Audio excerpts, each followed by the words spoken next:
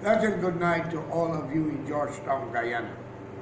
You know, I want to take this opportunity to thank all of my critics and my supporters.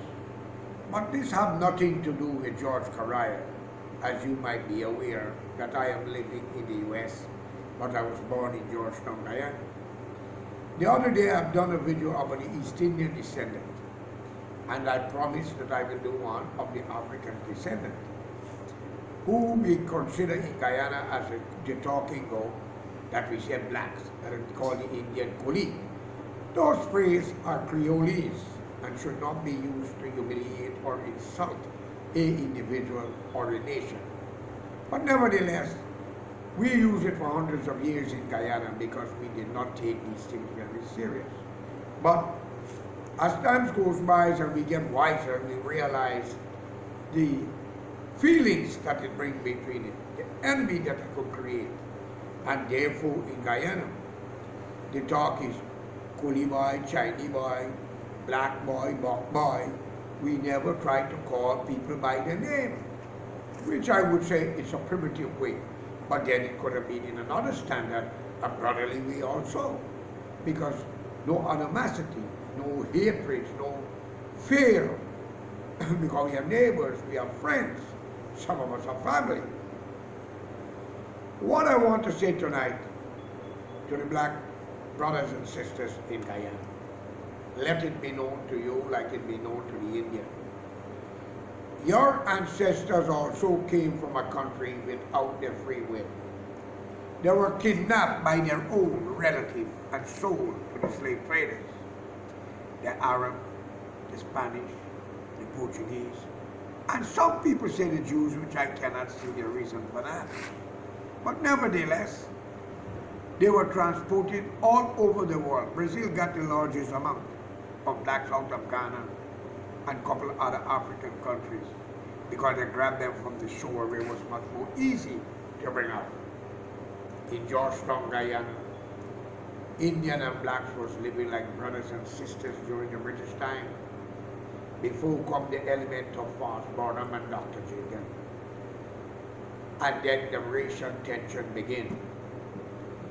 You black people in Guyana are some of the greatest scholars in the country. We are very educated. We are very talented. You speak fluent English. You dress mannerly and carry yourself mannerly.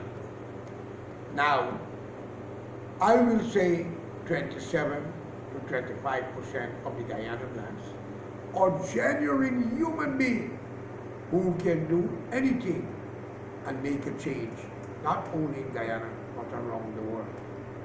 Some of you are in Hollywood. Some of you are great radio announcer in the US and TV personality. Your English is perfect. Some of you put Guyana flag in the air in the boxing community, the soccer, and not forgetting running or even to enter in the Olympic or in the Caribbean affair. I want to make this clear. Why are you going to destroy all of that? Because of some fool who black like you corrupt you to fight against others. You even kill your own. The late Walter Radney, Oini, Dublin, black scholar, man who wrote so much a great historic book to show what the European has done to your black brothers in Africa in the days of slavery and still on to now. But you kill him. It is like those who kill Jesus and look for him after. There's only one thing I could characterize you with. You're worse than a tiger, a hyena, and a wolf. You kill when you are being pushed to do it by fools who want to be leaders, and they use and abuse you. But I also admire you for one thing. If they lie to you, you will tear the building down to get at them, or burn the bridges down that they cross on, because you are a nation came from a rebel organization in Africa, running from your own brothers and sisters who fought against you in your own country, your ancestor country, the descendant time. That's why many of them were sold as slaves. I can understand where the resentment came from. But what you like for yourself, you must like for others. You treat your women with scorn, child mother. An innocent woman also don't know better, say that's my child father. You are not four-footed animal that you live so careless, recklessly and wild. And you could tear down a country if you so desire because of the wrong political school or teachers who push you to do it when they start to generalize the area of the political speech. Friends, where did it put you in Guyana since Barnum had power to hide, and even now? Many of you young men have been gunned down by your same black brothers who's in the police force. Many have been scandalized, and many of you blacks been killing for the Indian party called the PPP, and for some rich Indian businessmen, you also were killing for them. I want to advise you here tonight. When these corrupt politicians will be arrested and questioned, they're going to call your name. You would not have a chance. And every crime you do will come against you. You have children. You will not escape it. You never hear the word, today for me, tomorrow for you. And what goes around comes around. I'm calling upon you to stop it. Stop it. And even some of you are the greatest preacher.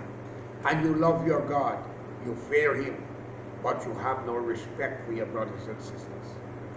You're quick to get into fight because of racial slurs. I call upon you to stop it.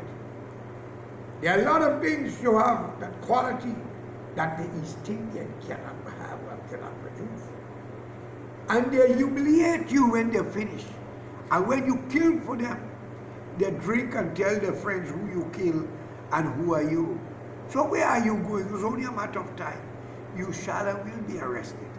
You will be tried for the crime. So I call upon you to unite. Find a young, inspiring leader with vision and understanding to lead the country, since you do not have the intelligence and the vision. And you're only there to create problems when your politicians tell you who to kill, who house to burn, who to beat, which shop to burn, because I know the political thing. The PPP do it too, don't worry. Plenty of you will be picked up. They got some of you, me and my son become victim of, because of money. That thing that called money, but what you don't understand. Those who pay you to kill and jail, whether you're a judge, a magistrate, a prosecutor, or a police, they can call your name. And when they call your name, you have children and maybe grandchildren. You think they would like to see you being hanged? Because the next people who will take over Guyana have no time to have a prison. They have no time. It will be swift justice. Whatever you do, and these people are going to spend money to find out who do it. Your wife might squeal at you if you're a killer. Your brother will squeal at you if you're a killer. Your sister will hand you over if you was a killer, killing for a political party or people.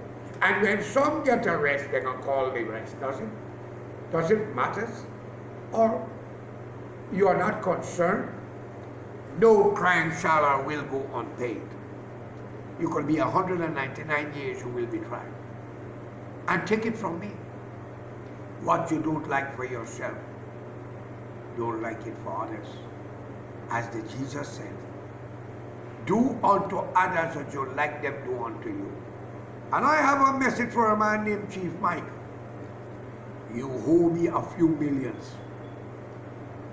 Believe it. And if you make one mistake, and you know what I'm talking about, one mistake, my advice to you, do us the favor and do it to yourself and your family. Because when the postman knocked, he would knock twice. Remember that.